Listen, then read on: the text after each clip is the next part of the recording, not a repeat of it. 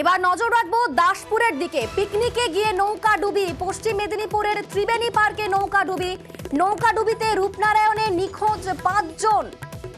এখনো পর্যন্ত উদ্ধার করা হয়েছে 15 জনকে।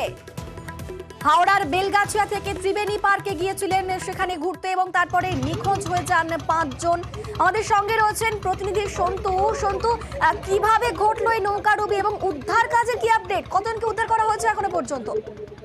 দেখা এখনো পর্যন্ত কিন্তু স্থানীয়রা এবং যেসব নদীতে নৌকা ছিল তারা কিন্তু মোট 15 জনকে উদ্ধার করেছে এবং এই মুহূর্তে কিন্তু যে বাকি 5 জন নিখোঁজ আছে, এক শিশু সহ, তাদের খোঁজে কিন্তু ইতিমধ্যে ডিজাস্টার ম্যানেজমেন্টের টিম, জেলা পুলিশ ও এনডিআরএফ এর টিম কিন্তু এই মুহূর্তে নদীতে তল্লাশি শুরু করেছে। যেটা ঘটনা যে হাওড়ার বেলগাছিয়া থেকে কিন্তু একটি দল, 18 থেকে 20 জনের একটি দল, তারা কিন্তু দাসপুরের যে ত্রিবেণী পার্ক সেখানে কিন্তু পিকনিকে গিয়েছিল। সেখানে যেটা জানা যাচ্ছে, পিকনিক থেকে ফেরার পথে কিন্তু মাঝপথে তারা নৌকাতে কোনো মতে জল ঢুকেছে এবং যেটা এরপরে কিন্তু নদীতে হঠাৎ ডুবে যায়।